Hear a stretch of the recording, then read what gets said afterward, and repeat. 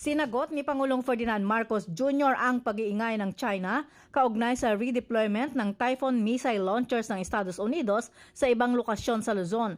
Sa ambos interview sa Pangulo sa Cebu City, sinabi nitong hindi nito maintindihan kung bakit maligalig ang China gayong hindi naman nagkokomento ang Pilipinas sa kanilang missile system na kung tutuusin anya ay mas malakas kumpara sa mga nasa bansa.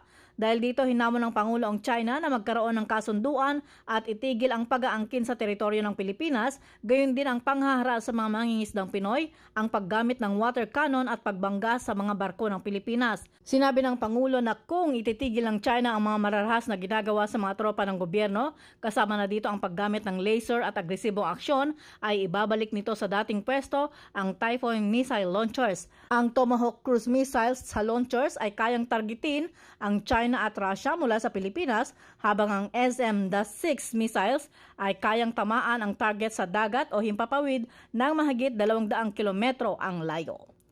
Ako si Aileen Taliping ng Abante Radyo. Ito ang balitang mabilis, mabangis at walang mintis.